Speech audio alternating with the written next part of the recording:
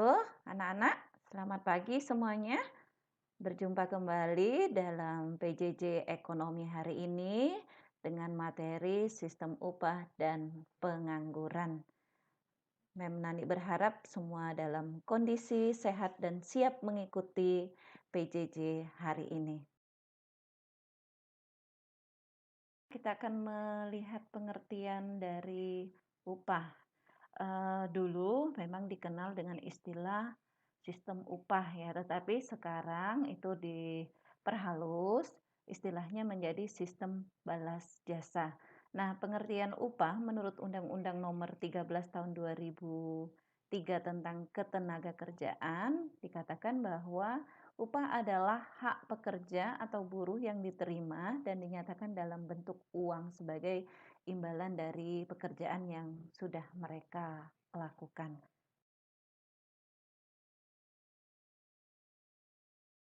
Sekarang kita melihat teori upah ya. Ada 3 teori upah yang sangat terkenal.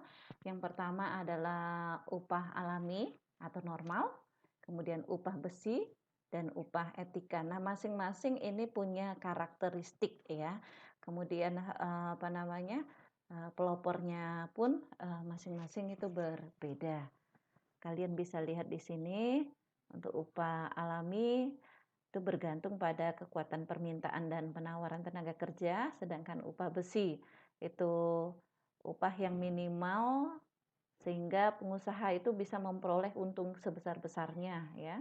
Sedangkan yang ketiga, upah etika ini diberikan kepada pekerja itu harusnya sepadan dengan beban pekerjaan. Artinya upah itu harus bisa membiayai hidup pekerja secara layak.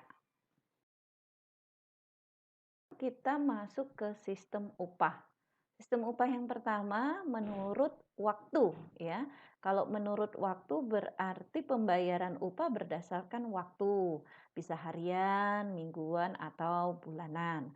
Kemudian yang kedua sistem upah borongan. Borongan ini artinya upah diberikan di awal gitu ya, di awal pekerjaan gitu. Kemudian hitungannya sampai dengan pekerjaan selesai gitu.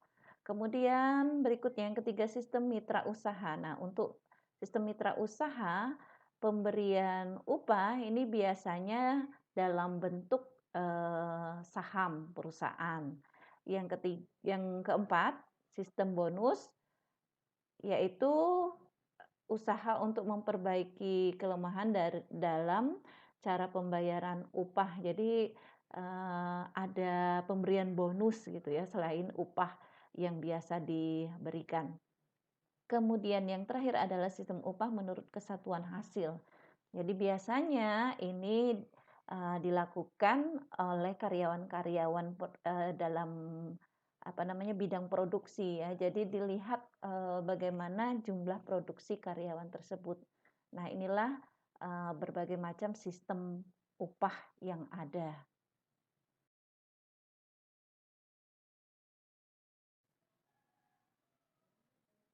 Baik, sekarang kita pindah ke sub materi berikutnya mengenai pengangguran. Pengertian pengangguran pada pertemuan sebelumnya sudah singgung ya, adalah orang yang tidak mempunyai pekerjaan, sedang mencari pekerjaan atau sedang mempersiapkan suatu usaha baru. Nah, ini pengertian dari pengangguran. Inilah hal-hal yang akan kita pelajari dalam sub materi kita, subjudul kita tentang pengangguran. Jadi ada upaya mengatasi pengangguran, jenis-jenis pengangguran apa, dan dampak negatif dari pengangguran.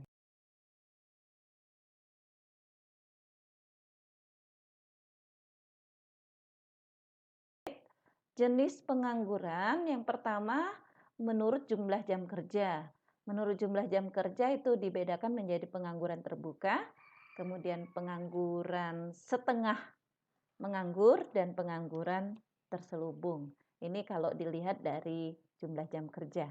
Kemudian menurut penyebab terjadinya pengangguran, ada pengangguran konjungtur atau siklis, kemudian ada pengangguran struktural, ada pengangguran teknologi, pengangguran musiman, pengangguran frisional. Kemudian masing-masing ini diatasi dengan cara yang berbeda-beda. Kalian bisa melihat sendiri di sini ya.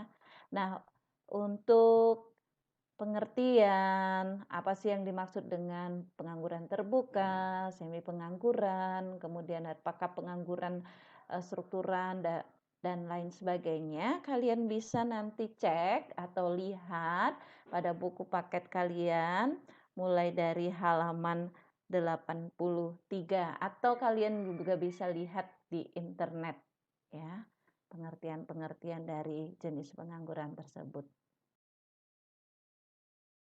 Slide terakhir, Mem Nani berharap sampai pada slide ini materi yang sudah disampaikan sebelumnya itu kalian bisa paham ya dan jelas. Nanti kalau memang tidak paham, silakan kalian layangkan pertanyaan bisa lewat WA pribadi.